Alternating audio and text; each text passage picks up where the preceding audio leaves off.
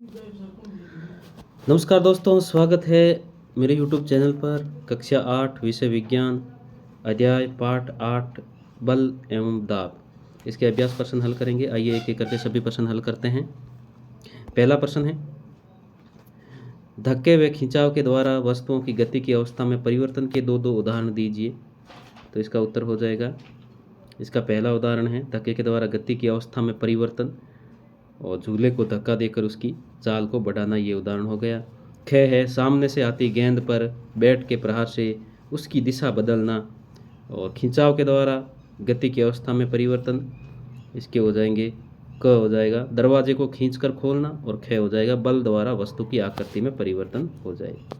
Next है दूसरा प्रश्न, ऐसे दो उदाहरण दीजिए जिनमें लगाए गए बल द्वारा वस्तु की आकृति में परिवर्तन हो जाए। तो इसका उत्तर हो जाएगा, रबड़ की गेंद को हाथों के बीच दबाने से उसकी आकृति में बदलाव आ जाता है और ख हो जाएगा स्प्रिंग को खींचने से उसकी आकृति में बदलाव आ जाता है। नेक्स्ट है तीसरा प्रश्न, रिक्त स्थानों की पूर्ति कीजिए। इसका क है, कुएं से पानी निकालते समय हमें रस्सी को खींचना पड़ता है। ख, एक आवेशित वस्तु अनावेशित वस्तु को आकर्षित करती है।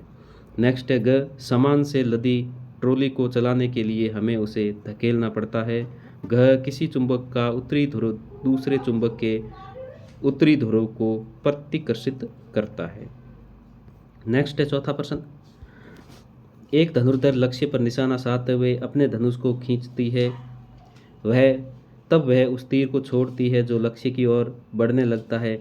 इस सूचना के आधार पर निम्नलिखित प्रकथनों में दिए गए शब्दों का उपयोग करके रिक्त स्थानों की पूर्ति कीजिए।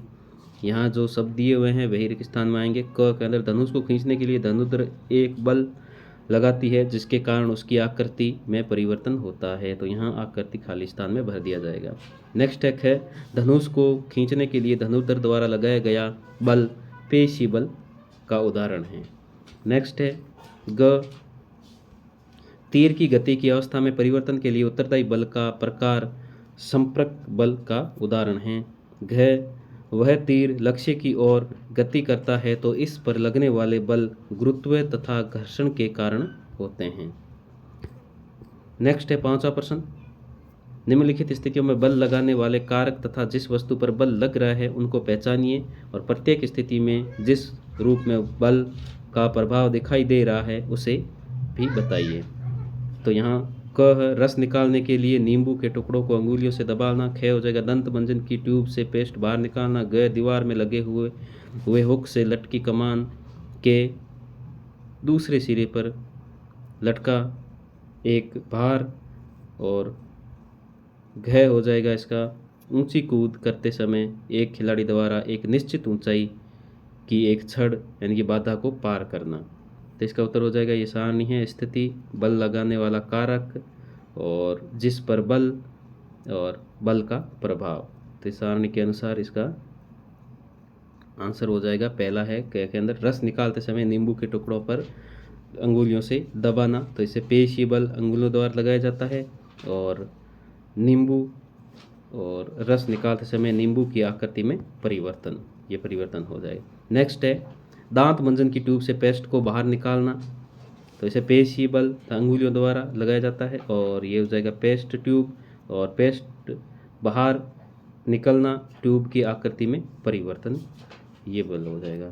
नेक्स्ट है दीवार में लगे हुए हुक से लटकी एक कमानी के दूसरे सिरे पर लटका एक भार। तो इसका लटका हुआ भार, कमानी यानी कि स्प्रिंग और कमानी की आकृति में परिवर्तन, ये इसमें परिवर्तन हो जाएगा। नेक्स्ट है ऊंची कूद करते समय एक खिलाड़ी द्वारा एक निश्चित ऊंचाई पर छड़, और इसमें हो जाएगा ये पेशी बल का उदाहरण है और यह धरती और खिलाड़ी की शारीरिक गति की अवस्था में ये हो जाएगा इसका परिवर्तन। इसी प्रकार बाधा को पार करना, इसका यही आंसर हो जाएगा। और नेक्स्ट है छठा प्रश्न, एक औजार बनाते समय कोई लोहार लोहे के गर्म टुकड़े को हथौड़े से पीटने वाला बल लोहे के टुकड़े को किस प्रकार प्रभावित करता है। तो इसका आंसर हो जाएगा, लोहे के गर्म टुकड़े को लोहार द्वारा पीटते समय उस पर बल लगाया जाता है जिसके कारण उसकी आकृति में परिवर्तन आ जाता है। नेक्स्ट है सातवां प्रश्न, एक फुलाए हुए गुब्बारे को संश्लिष्ट कपड़े के टुकड़े से रगड़कर एक दीवार पर दबाया गया यह देखा गया कि गुब्बारा दीवार से चिपक जाता है। दीवार तथा गुब्बारे के बीच आकर्षण के लिए उत्तरदायी बल का नाम बताइए। तो इसका आंसर हो जाएगा फूले हुए गुब्बारे को संश्लिष्ट कपड़े से रगड़ने पर वह आवेशित हो जाता है, जिस कारण वह दीवार पर चिपक जाता है। इसके लिए स्थिर विद्युत बल उत्तरदायी होता है। नेक्स्ट है 8वां प्रश्न। आप अपने हाथों में पानी से भरी एक प्लास्टिक की बाल्टी लटकाए हुए हैं और बाल्टी पर लगने वाले के नाम बताइए। विचार विमर्श कीजिए कि बाल्टी पर लगने वाले बलों द्वारा उनकी गति की अवस्था परिवर्तन क्यों नहीं होती। तो इसका आंसर हो जाएगा बाल्टी पर लगाने वाला बल। तो यहाँ पेशी बल जो ऊपर की ओर लगता है और गुरुत्वीय बल जो नीचे की ओर लगता है। यहाँ बाल्टी पर ऊपर तथा नीचे दोनों दिशाओं में एक समान बल लग रहा है, जिसके कारण बाल्टी पर कुल बल 0 लग रहा है, जिसके कारण उसकी गति की अवस्था में कोई परिवर्तन नहीं होता। नेक्स्ट है 9वां प्रश्न।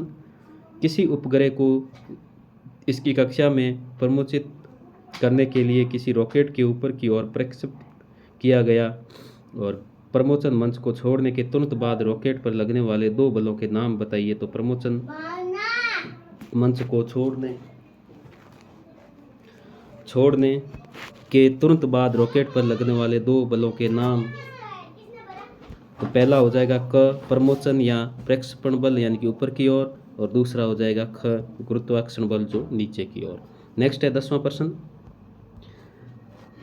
जब किसी ड्रॉपर के चंचू यानी कि नोजल को पानी में भरकर उसके बल्ब को दबाते हैं तो ड्रॉपर की वायु बुलबुलों के रूप में बाहर निकलती हुई दिखाई देती है। तो बल्ब से दाब हटा लेने पर ड्रॉपर में पानी भर जाता है। तो ड्रॉपर में पानी के चढ़ने का कारण क्या है। तो इसका कारण हो जाएगा पानी का दाब, ख हो जाएगा पृथ्वी का गुरुत्व, और ग हो जाएगा रबड़ के बल की आकृति, और घ हो जाएगा वायुमंडलीय दाब। तो इसका आंसर हो जाएगा वायुमंडलीय दाब। तो ये था कक्षा 8 विषय विज्ञान पाठ 8 बल तथा दाब के अभ्यास प्रश्नों के आंसर यानी कि अभ्यास प्रश्नों के उत्तर। तो अगर मेरा वीडियो अच्छा लगा है तो इसको सब्सक्राइब और लाइक ज़रूर करें। धन्यवाद।